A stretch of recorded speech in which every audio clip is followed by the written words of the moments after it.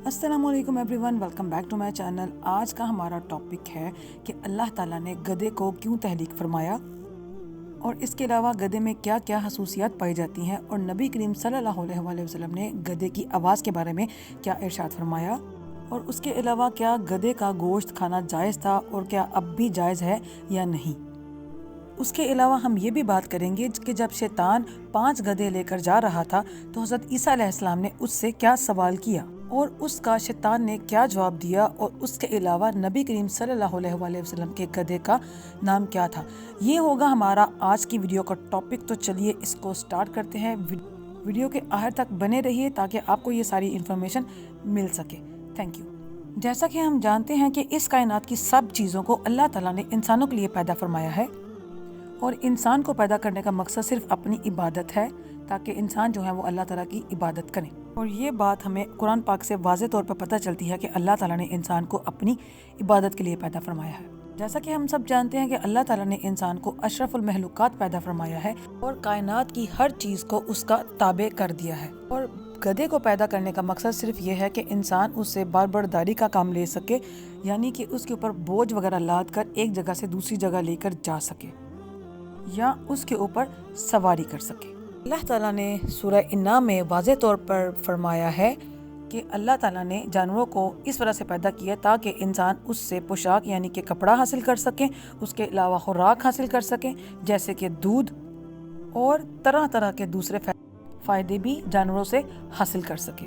اس سے پتہ چلتا ہے کہ اللہ تعالیٰ نے جو پایوں یعنی کہ جن کے 4 ٹانگیں ہوتی ہیں ان کو صرف انسان کی خدمت کے لیے پیدا فرمایا ہے، جیسے کہ گھوڑے، گدھے، خچر اور اونٹ وغیرہ، کیونکہ انسان ان پر سواری بھی کرتا ہے اور ان کو بار برداری کے لیے بھی استعمال کرتا ہے۔ تو اس بات سے واضح ہو گیا کہ گدھے کی تخلیق بھی اللہ تعالیٰ نے صرف اس وجہ سے فرمائی ہے تاکہ انسان اس سے بار برداری کا کام لے سکے اور اس سے دیگر فائدے حاصل کر سکے۔ یہ بھی بات آپ کو بتاتے چلیں کہ گدھے کی اہمیت جو ہے وہ پرانے زمانے میں بہت زیادہ تھی، کیونکہ اس وقت انسان کو سفر کرنے کے لیے اور کوئی چیز درکار نہیں تھی، اس وجہ سے وہ اپنے ساتھ گدھوں کو سواری میں یوز کرتے تھے۔ موجودہ دور میں بھی بہت سے علاقے یعنی کہ پہاڑی علاقے ایسے ہیں جہاں پہ لوگ جو ہیں آج بھی گدھوں کو استعمال کرتے ہیں، اور ان کے اوپر بیٹھ کر ہی وہ اپنے دیگر کام نپٹاتے ہیں اور بار برداری کے لیے ان کو استعمال کرتے ہیں۔ ہمارے پیارے آقا نبی کریم صلی اللہ علیہ وسلم نے بھی گدھے کی سواری فرمائی ہے۔ اب ہم بات کریں گے کہ جب ابلیس جو ہے وہ 5 گدھے لے کر جا رہا تھا تو حضرت عیسیٰ علیہ السلام کی اس سے کیا بات؟ تو حضرت عیسیٰ علیہ السلام نے اس سے پوچھا کہ تم کہاں جا رہے ہو؟ تو ابلیس نے جواب دیا کہ میں 5 گدھوں پر سامان تجارت لاد کر لے کے جا رہا ہوں تاکہ خریداروں کو تلاش کر سکوں۔ حضرت عیسیٰ علیہ السلام نے پوچھا کہ ان کو کون خریدے گا اور اس سامان میں کیا ہے؟ تو شیطان نے جواب دیا کہ یہ ظلم ہے اور اس کو صرف بادشاہ خرید سکتا ہے۔ پہلے گدھے کا جواب دینے کے بعد جب حضرت عیسیٰ علیہ السلام نے اس سے پوچھا کہ دوسرے گدھے پر کیا لاد رکھا ہے، تو شیطان نے جواب دیا کہ دوسرے گدھے پر حسد ہے۔ حضرت عیسیٰ علیہ السلام نے پوچھا کہ اس کو کون خریدے گا؟ تو شیطان نے جواب دیا کہ اس کو علماء خریدیں گے۔ پھر حضرت عیسیٰ علیہ السلام نے شیطان سے پوچھا کہ تیسرے گدھے پر کیا لاد رکھا ہے؟ تو اس نے جواب دیا کہ تیسرے گدھے پر خیانت ہے۔ تو حضرت عیسیٰ علیہ السلام نے پوچھا کہ اس کو کون خریدے گا؟ تو شیطان نے جواب دیا کہ اس کو تاجر خریدیں گے۔ پھر چوتھے گدھے کے بارے میں پوچھا گیا کہ اس کے اوپر کیا لاد رکھا ہے؟ تو شیطان نے جواب دیا کہ اس کے اوپر مکر ہے۔ تو اس کے بارے میں پوچھا گیا کہ اس کو کون خریدے گا؟ تو اس کے بارے میں شیطان نے جواب دیا کہ اس کو عورتیں خریدیں گی۔ پھر 5ویں گدھے کے بارے میں پوچھا گیا کہ 5ویں گدھے پر کیا لاد رکھا ہے؟ تو شیطان نے جواب دیا کہ اس کے اوپر غرور، تکبر لادا ہوا ہے۔ حضرت عیسیٰ علیہ السلام نے پوچھا کہ اس کو کون خریدے گا؟ تو شیطان نے جواب دیا کہ اس کو سردار اور بڑے لوگ خریدیں گے۔ چلیں اب ہم بات کریں گے نبی کریم صلی اللہ علیہ وسلم کے گدھے کے بارے میں۔ جیسا کہ سب جانتے ہیں کہ نبی کریم صلی اللہ علیہ وسلم کے ساتھ حجر و شجر بھی گفتگو فرماتے تھے، اور جانور بھی نبی کریم صلی اللہ علیہ وسلم کی بات کا جواب دیتے تھے۔ نبی کریم صلی اللہ علیہ وسلم جن جانوروں سے محبت کرتے تھے ان جانوروں میں اس سیاہ گدھے کا بھی ذکر آیا ہے۔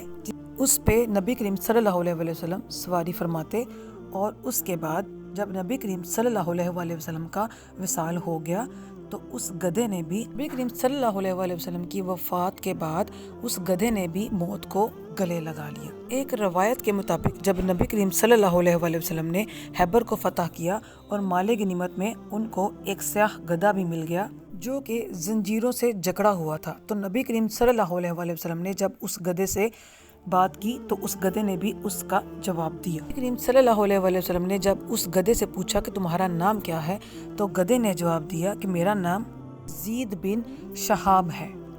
اس نے بتایا کہ اللہ نے میرے دادا کی نسل سے 60 گدھے پیدا کیے، ان میں سے ہر ایک پر سوائے نبی کے اور کوئی سوار نہیں ہوا، اور میں توقع کرتا تھا کہ آپ صلی اللہ علیہ وآلہ وسلم مجھ پر سوار ہوں، کیونکہ میرے دادا کی نسل میں سوائے میرے اور کوئی بھی باقی نہیں رہا تھا، اور انبیاء کرام میں سوائے آپ کے کوئی باقی نہیں رہا تھا۔